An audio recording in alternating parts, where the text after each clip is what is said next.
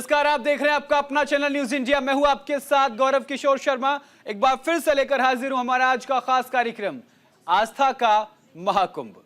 जैसे जैसे 13 जनवरी पास आती जा रही है, पूरे देश में दुनिया के सनातन प्रेमियों के सर पर महाकुंभ का जादू चढ़ता जा रहा है। हमारे देश के संत समाज ने प्रयागराज जाना शुरू कर दिया है। अखाड़ों ने अपनी तैयारियां पूरी कर ली हैं। प्रदेश सरकार भी अपनी तैयारियों में जुटी हुई है। किसी भी तरीके की कमी ना रहे, इसके लिए खुद मुख्यमंत्री योगी आदित्यनाथ तमाम तैयारियों का जायजा ले रहे हैं। और इस बात की संजीदगी इस चीज से देखी जा सकती है कि एक महीने के अंदर अंदर मुख्यमंत्री योगी आदित्यनाथ ने प्रयागराज महाकुंभ मेले की तैयारियों का जायजा लेने के लिए 4 दौरे किए हैं। लेकिन हमारे देश में जब भी कोई बड़ा धार्मिक अनुष्ठान होता है, यह बात तो पुराणों में भी दर्ज है कि अच्छे काम में विघ्न डालने के लिए उस वक्त राक्षस आ जाते थे। कुछ ऐसा ही देखने को मिल रहा है प्रयागराज के इस मेले के दौरान भी। लेकिन हनुमान रूपी कुछ लोग हैं जो प्रयागराज के इस मेले की सुरक्षा कर रहे हैं। आज हम इसी पर चर्चा करेंगे। प्रयागराज में संगम के तट पर महाकुंभ की धरती सजने लगी है। साधु संतों का अखाड़ा संगम के तट पर पहुंचने लगा है। आस्था के महाकुंभ की रौनक बढ़ने लगी है। पूरा वातावरण संतों के आगमन के साथ ही भक्ति में होने लगा है। हम आपको महाकुंभ में संतों के अखाड़ा के बारे में आज बताएंगे कि आखिर अखाड़े क्या होते हैं, अखाड़ों की रचना कैसे हुई, अखाड़े का क्या महत्व है।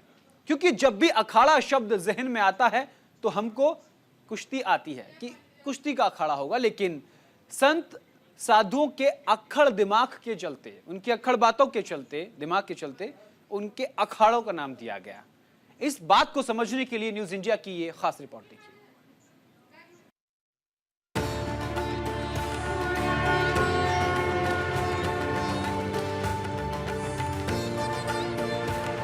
प्रयागराज में महाकुंभ का आयोजन 13 जनवरी 2025 से हो रहा है। महाकुंभ का लोगों को काफी समय से इंतजार रहता है। हिंदू धर्म के अनुयायियों के बीच महाकुंभ का अत्यधिक महत्व है। महाकुंभ की विशेष धार्मिक मान्यता है और माना जाता है कि महाकुंभ में स्नान करने पर व्यक्ति को पापों से छुटकारा मिल जाता है।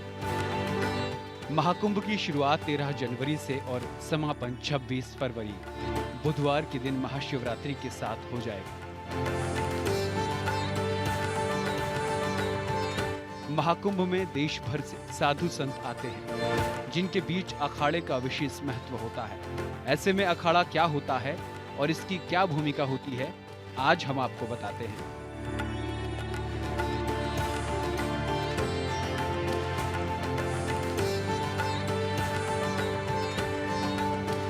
अखाड़ा शब्द सुनकर दिमाग में कुश्ती का अखाड़ा आता है, लेकिन महाकुंभ में अखाड़े का अर्थ इसके एकदम विपरीत होता है। महाकुंभ में अखाड़े का तात्पर्य साधु संतों के समतानुसार अखाड़े साधुओं के लिए आदि शंकराचार्य ने बनाए थे, जिनका मकसद हिंदू धर्म की रक्षा के लिए संगठन बनाना था। इन्हीं संगठनों को अखाड़ों का नाम दिया जाता है। साधुओं के अक्खड़ स्वभाव के चलते इसे अखाड़े का नाम दिया जाता है।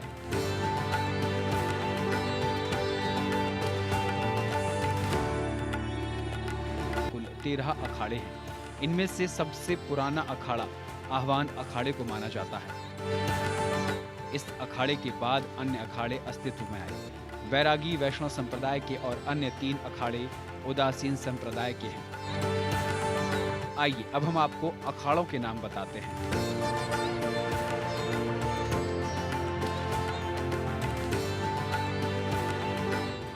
आइए अब हम आपको अखाड़ों के नाम बताते हैं।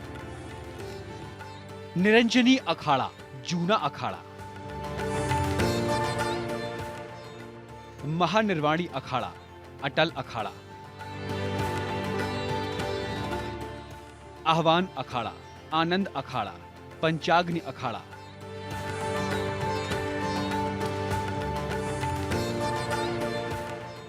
नागपंथी गोरखनाथ अखाड़ा, वैष्णव अखाड़ा।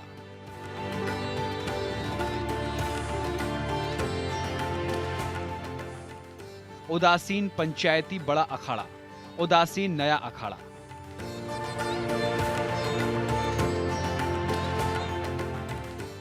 निर्मल पंचायती अखाड़ा और निर्मोही अखाड़ा।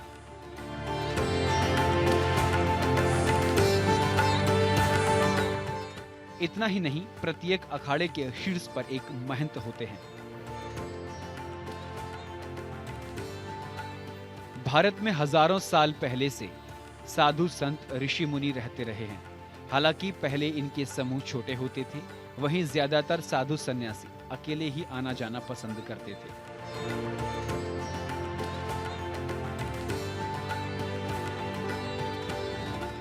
माना जाता है कि 8वीं शताब्दी में आदि शंकराचार्य ने अखाड़ा परंपरा की शुरुआत की। आदि शंकराचार्य ने धर्म और राष्ट्र की रक्षा के लिए शस्त्र और शास्त्र में निपुण साधुओं के एक संगठन का निर्माण किया था। शंकराचार्य ने यह काम इसलिए किया ताकि साधुओं की शक्ति और पुरुषार्थ से राष्ट्र को बाहरी आक्रमणों से सुरक्षित किया जा सके। ऐसे में अखाड़ा सनातनियों के आस्थाज विश्वास का केंद्र भी माना जाता है। बहरहाल प्रयागराज के महाकुंभ में अखाड़ों का संगम तट पर पहुंचना जारी है। इसके आने के साथ ही प्रयागराज में महाकुंभ की रौनक देखते ही बन रही है, क्योंकि इन अखाड़ों के संतों की पूजा अर्चना और यज्ञ से माहौल एकदम धार्मिक हो गया है। न्यूज़ इंडिया के लिए भानु प्रकाश की रिपोर्ट। महाकुंभ शुरू होने में 3 हफ्तों से भी कम का समय बचा है। अखाड़ा के संत के प्रयागराज पहुंचने से नजारा वहां का विहंगम होता जा रहा है। बहुत ही शानदार नजारा नजर आ रहा है। महाकुंभ में आने वाले बाबा, संत, महंत अपनी वेशभूषा और हठ योग के चलते चर्चा में रहते हैं। ऐसे में एक ऐसे संत सोमेश्वर गिरी महाराज हैं। ये जूना अखाड़े से हैं, जो करीब 2 दशक से ज्यादा वक्त से अपना एक हाथ ऊपर खड़ा किए हुए हैं। इसी के चलते इनका हाथ कमजोर हो चुका है, नाखून काफी ज्यादा बढ़ चुके हैं। इनसे न्यूज इंडिया की संवाददाता अंजलि रजावत ने खास बातचीत की है। महाराज जी ने इसके पीछे की कई बड़े राजों का जिक्र किया। क्या कुछ कहा है, सुनवाते हैं। जब आप प्रयागराज में महाकुंभ में आएंगे तो यहाँ पर सबसे ज़्यादा चर्चा जो रहती है वो अखाड़े में आने वाले संतों की रहती है, महंतों की रहती है। अभी इस वक्त मौजूद हैं हम जूना अखाड़े में। जूना अखाड़े में एक बाबा आए हुए हैं, महाराज जी जो कि अपने हठ योग के कारण प्रसिद्धि प्राप्त कर रहे हैं, काफ़ी प्रसिद्ध हो चुके हैं। उनका ये हाथ 14 सालों से खड़ा हुआ है। बता रहे हैं कि 15 साल से, यानी कि 2010 से इन्होंने अपने इस हाथ को हठ योग के कारण खड़ा कर रखा है। अब बाबा से जानेंगे। देखिए, आप बाबा के हाथ को देखिए कि उनका ये जो हाथ खड़ा हुआ है कमज़ोर भी हो चुका है और नाखून बढ़ चुके हैं, लेकिन ये बाबा अपना हाथ नीचे नहीं करना चाह रहे। महाराज जी, नाम क्या है आपका? मेरा नाम महंत सोमेश्वर गिरी, नागावा उर्दू बाहो। महंत सोमेश्वर गिरी महाराज जी, ये आपने हाथ जो खड़ा रखा है, अपना दायां हाथ खड़ा कर रखा है। अमूमन हम अपने दाएं हाथ से ही सारे ज़रूरी काम करते हैं, लिखना, पढ़ना या फिर पानी पीना, खाना खाना। आपने दायां हाथ क्यों खड़ा कर रखा है? ये साधना कर रहे हैं ना, राइट हैंड नहीं होता है उर्दू बाहु। मतलब हमने अगर त्याग बैराग करेंगे तो कुछ राइट हैंड को ही लेकर चलेंगे। आपको यहाँ मुश्किल नहीं होती है? आपने इतने सालों से, हम जब बच्चे थे तब से आपने अपना हाथ खड़ा कर रखा है, आपको कोई तकलीफ नहीं हुई? कोई तकलीफ नहीं होता है, साधना कर रहा हूँ, उसके लिए क्या तकलीफ है? तकलीफ का कोई मतलब ही नहीं होता है। साधना क्या लक्ष्य लेकर चल रहे हैं आप? क्यों साधना आखिरकार? लोग जानना चाहते हैं कि एक बाबा जिन्होंने इतने सालों से अपना हाथ खड़ा कर रखा है, इन्हें क्यों आखिर ऐसा कर रहे हैं? साधना तो अपनी इंद्रियों का बस करने के लिए साधना किया जाता है। जैसे अपनी बेबस्त्र में रहते हैं, कोई कल्पवास में विराज कर रही है, तो ऐसे ही मन, प्राण, ये सब 5 इंद्रियों को इकट्ठा करने के लिए साधना किया जाता है। जब हम 5 इंद्रियों का बस करेंगे तो भी हम कुछ कर सकते हैं। साधना किया होगा या कुछ त्याग बैराग किया होगा तो क्या आपको कोई गुरु मंत्र मिला था कि आप अपना सीधा हाथ, दायां हाथ, जिसे आचमन भी करते हैं, सीधा हाथ खड़ा करके रखिए, तभी आपको सिद्धि प्राप्त होगी, जो आपने बताया कि इंद्रियों को वश में रखना? हाँ, ये तो हम लोग का गुरु लोगों का कोई प्रेरणा है ही। तो अभी तो गुरु लोग का बिना प्रेरणा में तो हम नहीं चल सकते। और हम लोग जो सन्यास है, इस सन्यास के हमारी गुरु परंपरा ही सबसे विशेष।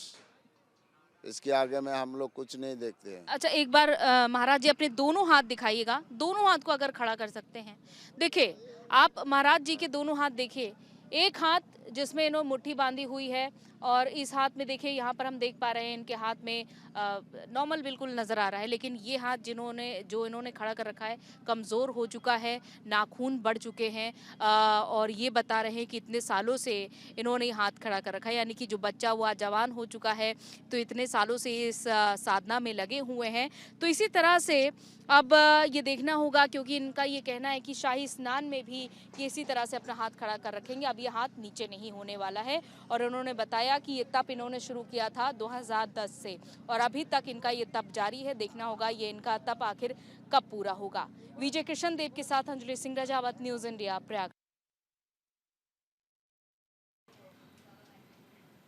प्रयागराज में अगले साल 13 जनवरी यानी 2025 को 13 जनवरी 2025 से महाकुंभ आयोजित किया जाएगा। ये दुनिया का सबसे बड़ा आध्यात्मिक और धार्मिक उत्सव है। इस महाकुंभ में देश के प्रमुख 13 अखाड़े के साधु संत भी शिरकत करेंगे। इस दौरान सभी साधु संत महाकुंभ में पड़ने वाले सभी 6 शाही स्नान भी करेंगे। वहीं हमारी सहयोगी अंजलि रजावत ने पंच दश नाम अखाड़ा के गीतनंद महाराज से खास बातचीत की है। सुनवाते हैं आपको उन्होंने क्या कुछ कहा है। मैं इस वक्त मौजूद हूं पंचदशनामा आवाहन अखाड़े में, और इस अखाड़े के सचिव गीतानंद महाराज जी हैं। सबसे पहले तो आपको इनकी वेशभूषा हम दिखाएंगे। जहां पर भी आप नजर डालेंगे, सिर से लेकर ये देखिए बदन में भी आपको रुद्राक्ष ही रुद्राक्ष नजर आएंगे। रुद्राक्ष धारण करना अच्छा माना जाता है, लेकिन महंत जी ने जो रुद्राक्ष धारण किए हैं, देखिए जैकेट भी रुद्राक्ष की बनाई हुई है। बेहद अद्भुत है इनकी ये वेशभूषा। आइए इसी वेशभूषा को लेकर इनसे बातचीत करते हैं और महाकुंभ की तैयारियों को लेकर चर्चा करते हैं। महंत जी, आपने वेशभूषा धारण की हुई है, रुद्राक्ष आपने जो सिर में धारण किया हुआ है, इसका वजन कितना होगा? 45 केजी। 45 किलो का ये वजन आपने सिर में धारण किया हुआ है, और पूरे अगर बदन की बात की जाए, जो आपने वस्त्र के तरह रुद्राक्ष धारण किए हैं, कितनी संख्या है कुल मिलाकर रुद्राक्ष की?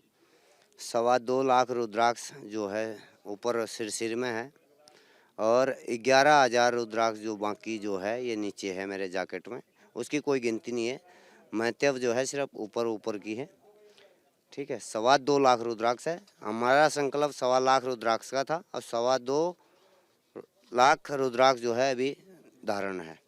2.25 लाख आपने रुद्राक्ष धारण किए हैं, और ये आपका ये प्रक्रिया कब से शुरू हुई? कब से आपके मस्तिष्क में आया कि मुझे रुद्राक्ष धारण करना, और इतना बड़ा संकल्प आपने लिया कि 2.25 लाख रुद्राक्ष धारण कर लिए? इसकी वजह क्या रही?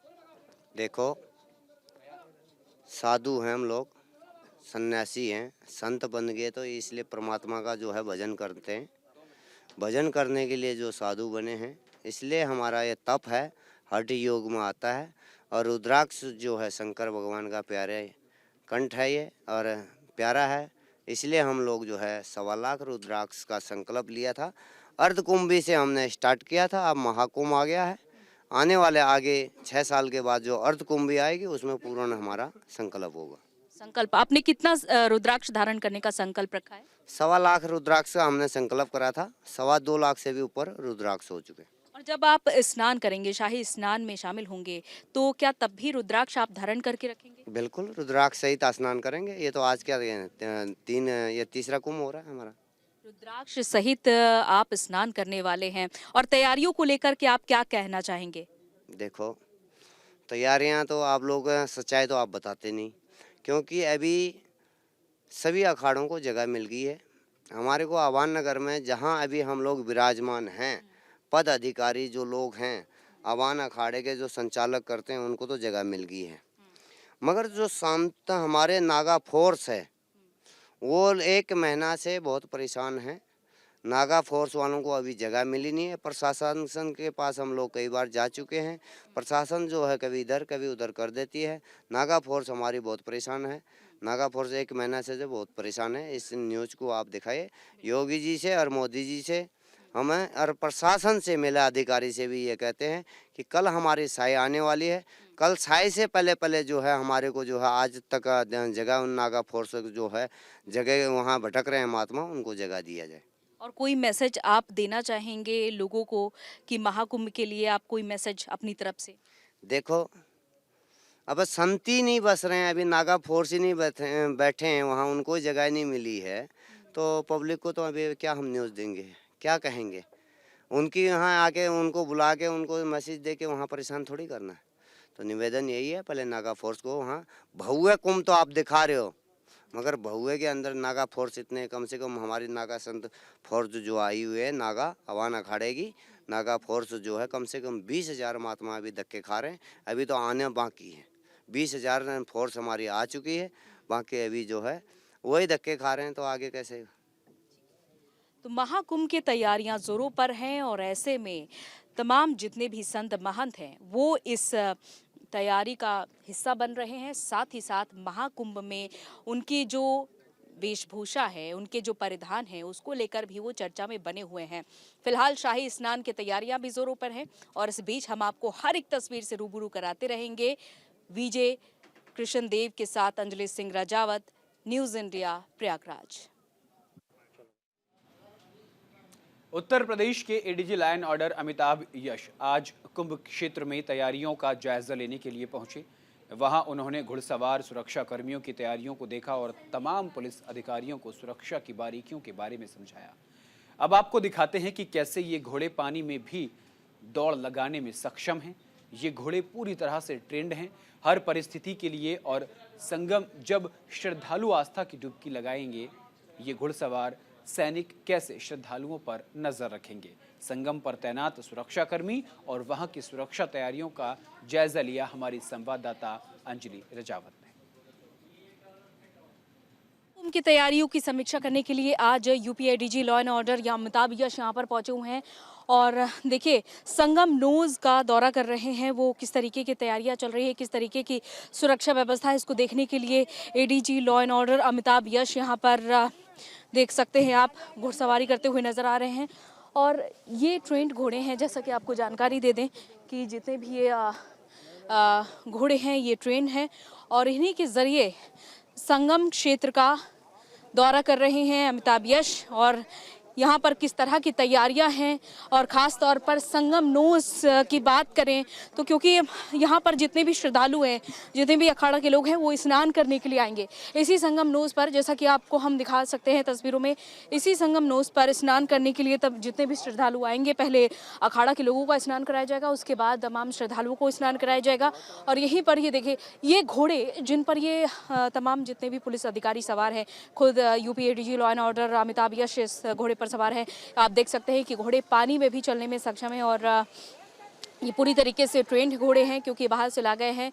और जैसे कि देखिए ये है संगम नोज, यहीं पर ही स्नान करने के लिए श्रद्धालु दूर दूर से आस्था की डुबकी लगाने के लिए आते हैं और इस क्षेत्र को समझने के लिए खुद आज UP ADG law and order Amitabh Yash पहुंचे हुए हैं। और देखिए संगम नोज के बीचों बीच वो पहुंचे हुए हैं अपने घोड़ों के साथ। तमाम जितने भी पुलिस अधिकारी हैं वो घुड़सवारी करते हुए और संगम नोज में ये तैयारियों को समझते हुए नजर आ रहे हैं कि आखिर जब कोई भी व्यक्ति यहाँ पर पहुंचेगा, कोई भी श्रद्धालु यहाँ पर पहुंचेगा तो उसे यहाँ पर कोई भी परेशानी ना हो, इसका भी खास ख्याल रखा जा रहा है क्योंकि 12 साल बाद आखिरकार महाकुंभ का जब आयोजन हो रहा है, यूपी सरकार खास तौर पर महाकुंभ के आयोजन पर तैयारियों पर नजर बनाए हुए हैं। बीते कल 23 दिसंबर को सीएम योगी आदित्यनाथ भी यहाँ पर पहुंचे थे प्रयागराज में, तमाम तैयारियों की समीक्षा उन्होंने की थी और जगह जगह वो पहुंचे थे और ये समझा था कि आखिर किस तरह की तैयारियां चल रही हैं, खासतौर पर पुलिसकर्मी कितने ज़्यादा तत्पर हैं। और आज यहाँ पर खुद UP ADG law and order पहुंचे हुए हैं तैयारियों की समीक्षा करने के लिए। ड्रोन के ज़रिए भी यहाँ पर नज़र रखी जा रही है। और इस पूरे संगम क्षेत्र में आप देख सकते हैं कि चारों ओर आपको नाव की यहाँ पर इस बार व्यवस्था काफ़ी ज़्यादा अच्छी देखने को मिलेगी। व्यवस्थित नाव है, यहाँ पर कतारों में लगाई गई हैं ये सारी नाव, रंग बिरंगी नाव हैं जो आपका ध्यान भी खींचने वाली हैं। साथ ही साथ जिस भी श्रद्धालु को अगर स्नान करने के लिए जाना है संगम नोज पर, वो इन नाव के सहारे ही जा सकता है। और जब आप स्नान करके आएंगे तो ठीक सामने वहाँ पर दिखाएगा, यहीं पर चेंजिंग रूम यहाँ पर बनाए गए हैं। जितने भी महिलाएं होंगी या फिर पुरुष बच्चे, वो अगर चेंज करना चाहते हैं अपने कपड़े, तो यहाँ पर चेंजिंग रूम उनके लिए बनाए गए हैं। और धीरे धीरे करके ये व्यवस्थाएं और भी ज़्यादा बढ़ाई जा रही है। और सीएम योगी आदित्यनाथ ने अल्टीमेटम दिया था कि 30 दिसंबर तक सभी तैयारियां पूरी कर लेनी है, ताकि जनवरी से जब श्रद्धालु आना शुरू हो जाएं तो सिर्फ उन्हें अच्छी व्यवस्थाएं ही देखने को मिले। विजय कृष्ण देव के साथ अंजलि सिंह राजावत, न्यूज़ इंडिया, प्रयागराज। और इसी के साथ इस बुलेटिन में इतना ही। नमस्कार।